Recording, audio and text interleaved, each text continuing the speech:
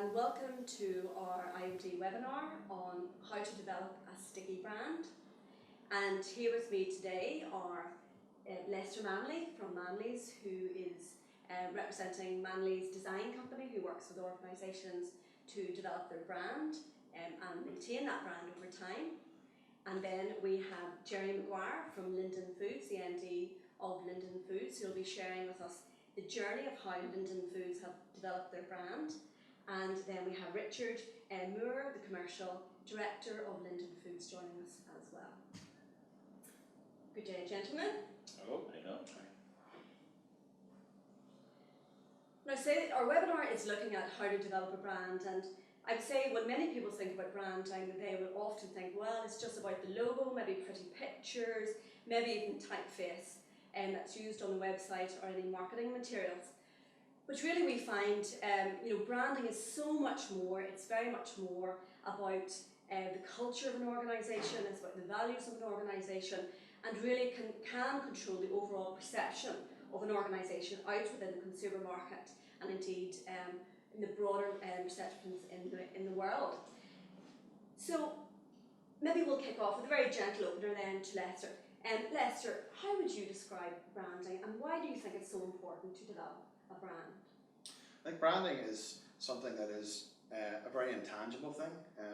We talk about assets in your brand. It's the thing that connects you with the audience. So realistically what happens is a lot of organisations will look at their product and their process and their buildings and stuff like that and totally disregard what their brand is. A lot of people don't actually even understand what a brand is. They think it's just, as you said, a pretty picture. The big issue is that branding is one of the most powerful assets you can have in your business, and you need to spend time understanding what it is, how it works, and how you can apply it within your organisation to be able to create the real result from that. So very often we think about tangible assets, but this is really very much about this intangible asset that needs to be nurtured. Yeah. The intangible asset is the bit I suppose that I think is most important for anybody to understand. If you treat branding as a marketing spend, it means that when things go bad or things go tight, you cut it. But you certainly don't take the roof off your house, and you don't take the computer out of your office. In exactly the same way, you shouldn't touch your brand, you shouldn't do any damage to your brand. If you see a brand as an asset, then you're looking for a return on your investment, you're looking for it to grow in your business. And interestingly, if you look at businesses that succeed and businesses that fail, the thing that people are attracted towards in a business is its brand, is its intangible assets. If somebody wants to buy a company over, what do they want? They want the connection with the marketplace. They don't want the premises, they don't frequently want the people, and they certainly don't want the equipment because they've got their own. But what they want is the relationship with the market, which is the brand. So the brand is one of those intangible assets. You've got goodwill, you've got stock, you've got software, but you've also got a brand. It's a very, very visible, very, very touchable intangible asset. And that's why it's important for us to try and help people to really realise that actually spending a lot of time and energy in building your brand is as important, if not more important, than actually building a product. Interesting, because a lot of focus within an organisation is on product development. Now, Gerry, maybe just thinking about Linden Foods, your journey as an organisation, and potentially even your own journey, because I think I'd be right in saying that you were a bit of a sceptic in the whole branding arena when you started working with Lester some 10 years ago. Maybe you could just tell us a little bit about Linden Foods in itself and how really you've developed the brand across the organisation. Yeah, well, definitely describe well the skeptic of branding. And I suppose our branding journey started back in 2000, where actually we had two companies who came together who had strong points in their own identities, but what we wanted was to get one identity. And I suppose that was the start of the branding. I never looked at it in that way. It was just, let's get a new name for the company. Yeah. And that's where we set ourselves on under this name. So Linden was very much a new name. It was something that we were going to have to build forward and be recognised as now trading under Linden Foods. So that was the initial start of the branding. Almost inadvertently, because at that stage, as I said, being a skeptic, I was very much, as you say, thinking along of products and heavily branded products. But where it has been successful with us is that we have successfully branded ourselves firstly on business to business, with service and the quality product. We came very much from being a traditional red meat processor, and in Northern Ireland we have quite a lot of red meat processors, and then when you go into British Isles and out into Europe, you're out there with quite a lot of companies. So I suppose at the time when we were trying to create a point of difference, and not thinking of branding, but thinking of putting ourselves forward as something different, we automatically get into the branding mode and the branding culture. And it has developed, 14 years later, I think the branding is something quite different. And along that journey, where we have succeeded, number one, in convincing ourselves that it was needed, and convincing the company and the wider management, is that we created then 3 sub-brands at different times. We started off with the Tasty brand, which was our first venture into retail. Then we went in and created our Chef's Class, which was very much a catering brand, but was quite successful, and well recognised as being a Linden brand. And then our last success was on our Rosy Veal project, was Banquet Royale, which now we're able to put into high-class restaurants. I think we're quite unique, as we're one of the only companies in the British Isles that have a Rosy Veal production supply chain. So it's not only just about a lump of meat, it's a complete supply chain. And I suppose now at this stage I'm sort of branding ourselves, but I think we have a long way to go. I think we have to conquer the retail products, and I suppose that's the next part of the journey. Thanks a lot, Gerry. And in terms of actually that focus on the brand right through from the establishment of the new name for the organisation through to the product sub-brands, very different product sub-brands, I would say. The consumer market, very tight commercial environment where you're dealing potentially with a large multiples. It's been hard. Was it difficult getting into that market, or was there something that you would say, okay, this brand has helped us even progressing from one brand to the other? Yeah, well, I think if you take the catering brands, the brands allowed us to create a very, very strong identity within the catering industry. And retail actually visit the catering industry to see what their next trend will be in a retail trend. So, as well as us working with the retail customer, who certainly are starting to think differently about brands, and they're very much about their own brand. As I said, we still have a journey to get there, but the catering brand has certainly identified us as being number one, a very good supplier of meat and food products, and that in itself allows us to sit in front of the retailer and say, look, we have quality products and a quality service. Yeah. So you have that differentiation. For sure. Absolutely. Yeah. So Richard, as the commercial director, how would you say the organisation has changed in terms of the way it's run as an organisation with this focus on the brand? And indeed, have you seen any particular impact on the bottom line through this focus on the brand development? Well, it's got a huge impact on our investment strategy, because in that 10 years that Gerry refers to, we moved from being simply a supplier of wholesale meat into the wholesale market, to being a supplier also of retail packed product, principally under our own brand for major retail customers. But it gave us the opportunity to then think about, we're actually producing a product that the consumer will lift and take home, so they'll get a very, very strong impression of what's been said of the company. And that has given us the opportunity to think about routes to market. Now, we need to be careful we don't conflict maybe with some of our major customers in this, but for the first time we can actually say we could start to affect the consumer's perception of this product more so than just the retailer has done. So bottom line, yes, it has allowed us to develop within a £200 million business, about £50 million of our turnover is now in those retail products. So it allowed us to develop in that way. Bottom line wise, you have to be patient, because the brand building, the brand perception, particularly when we're selling what's still seen by many customers as a commodity, and wholesale customers as a commodity, it'll take time before one can differentiate on price to a significant enough extent to hit the bottom line. But I suppose the question always is, well, if you don't do this, then what's your strategy? Because if you're not branding, you're not moving down that channel, and you better have a very good strategy for taking on the cheapest of the cheap, because that's where you fall to. Yes. So there's a large degree of saying it may not hit the bottom line hard yet, but you're in a much more defensive and diversified position than you were 10 years ago. Okay, thanks a lot. I mean, one of the things that you had mentioned there about the whole brand, particularly when we're thinking about the consumer market, is about the customer's perception. So a lot about branding, I would say, it's a lot about the emotional engagement, both at your staff level, but certainly at the consumer level. But thinking of the local market, but even the overseas market, how would you go about developing that emotional engagement, Lester, when you're dealing, say, if you're operating in the overseas market? Well, think back to you've got to try and understand what a brand is what we said at the start. The way we describe a brand is we talk about like two spheres, where we talk about substance wrapped in emotion. So if you look at what Linden is, it has substance, it provides a range of products, a range of services. And that's what its substance is, but the wrap of emotion is everything. Because everything you buy, no matter whether it's milk or whether it's a car or a holiday, is wrapped in emotion. So for example, if you look at a PC and an Apple Mac, people talk about using their PC, but they talk about having a relationship with their Mac, okay? Now, how can you have a relationship with a piece of metal?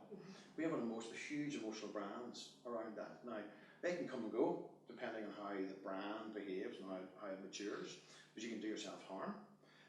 So these things can become very negative brands. There's the term now is if somebody says something silly, they will talk about saying you did a Ratner.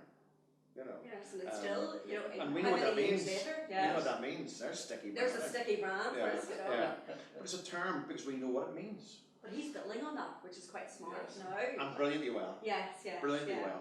And I think that's the point, recovered well, right? But we still use it as a term. And I think one of the beauties of this is saying, when you make a term which is a brand, and you understand what that stands for, then all of a sudden that's the emotional connection. So why do you pay lipstick that costs £15 to the consumer, but costs maybe 28p to make? Is that good value or bad value? What's the emotional values around that? And it's all about 4 pence per feel-good experience, which is a hugely different way of looking at it, but that's what a brand does. So in exactly the same situation with Linden.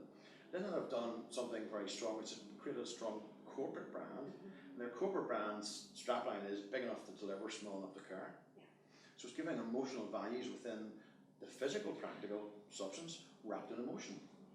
And then they've got product brands, which is then targeting right into top-end consumer value aspects, specific areas, which means they're starting to understand the width and breadth of the market. I mean, as a branding expert, I remember I was giving a session on storytelling, and storytelling and learning is all about emotional engagement. And someone asked me, what's the best emotion that you can raise in a person to make things stick, So similarly, when you're doing your branding magic, when you work with organisations like Linden, I mean, do you focus on what emotion are we trying to engender here in the buyer, in the consumer? Absolutely. I mean, again, it's very important for us to try and keep on. We've been the evangelists of saying that we're not being down on your product, but actually, how much does it cost to make 50 mils of perfume? Not an awful lot. How much do you pay for it? 50, 60, £100. So what we've got to say is, what is it the person wants? It's not that we're being conned by paying £15 for something that might cost pence to make. It's because we're delivering another value to that person. So we're not delivering lumps of meat. We're delivering a lovely, beautiful piece of steak that has some special values in it. We're not delivering, a whole lot of minced steak. We're delivering a really beautiful burger that just gives you a really taste experience. So we move away from, the manufacturing industry is really what we call a cost plus industry. So it costs us £1 to £1.20 for it. Whereas the consumer market is market value. So how much is it worth? If you look at jewellery, I think, not to be quoted wrong, but I think jewellery is something like 800% from cost to retail. And people talk about buying a diamond ring as an investment. Can you think of get it right? So they think, what's supposed to be next to investment? What's that? That's the emotional justification of that diamond ring. Nothing to do with fact. So what we've got to say again is let's understand how the way the consumer thinks it behaves. What is it they want? We're not selling them lumps of meat. We're not selling them lumps of glass. we're selling them something that they have a value to, that they connect to. It's what we call emotional tags, emotional bookmarks. So if you listen to a lovely piece of music that was top of the charts when you were in love with your first boyfriend or girlfriend, every time you hear that, it brings you straight back. Recall, yeah. What else recall do you have? So in terms of Linden's, did you go through any of these workshops or thinking processes when you were developing your three sub-brands? Leicester exposed us to a lot of this, yes. Did we go through it? Yes, I think ultimately, yes. But there's certainly a huge need to pull back from thinking you know what branding is about and be prepared to be a branding virgin again and start from scratch. Because if you superimpose, or if the team superimposes all their little bits of brand knowledge that they think is knowledge, you start off with quite a flawed foundation to the walls. I do think you've got to, much as we feel Leicester use up too much of our time, you do have to invest the time. You're challenged. Well, you do have to invest the time at the start so we're all on the same page Yeah. and we understand what the messages are, because different brands, as Gerry has said, are for different sectors of the market. And the corporate one, to be fair, was one we never thought of the brand when that developed and evolved over time. And to farmers supplying us with livestock, or suppliers giving us machinery and things, there are different brand connections there with them. So it does behoove you just to pull back and say, what's the purchaser or the potential purchaser or the receiver of this message, what are they hearing, what are they understanding, and make sure that your staff are absolutely on message with that. Otherwise it can get at best flawed, at worst destroyed.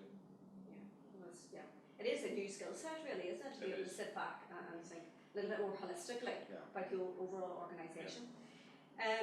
So just thinking about your point there, Richard, and maybe just as a wrap up, just trying to keep it quite practical, because branding, it can seem like it's such a huge activity. You know, very often in all parts of life you have to break it up into small steps. So if I were to challenge each of you to come up with even just one core thing that you would recommend to others who are thinking about going along this branding journey, and you've mentioned that you're still on that journey, Gerry, what one thing would you recommend an organisation should think about, or even better, even to do in terms of developing their brand? Well, we can only talk from our own experience, and I suppose where we were won over was once we started down the branding road, and initially was branding the company and business to business, was as we had more success, we wanted more, which meant we could do more. So we went from business to business, to catering, to retail, and really emphasise the point of difference. And as Richard says, you know, make sure your management and everybody's facing the same direction, and make sure you give a strong point of difference, because that's where it will succeed. You're only branding the quality of the service or the skills in the company. Thanks a lot, Gerry. And in terms, Richard, one key thing? Probably the perfume example is good. Don't aim too low and then call it success, because there's every chance that you may actually have missed an opportunity in the consumer's mind. If you've got something, really understand, we're selling a lot of commodity alongside our brands. Yeah. If you extrapolate your pricing decisions or your sales decisions from commodity into your brand, you get a 10% premium. Quickly you've achieved something. You may have achieved nothing, you may have actually missed another 50%. So really understand the brand proposition before anybody puts a price tag on it. And that's a pressure, particularly in a perishable food commodity business. It's very, very difficult for the sales guys to run both those mindsets. That's a big challenge.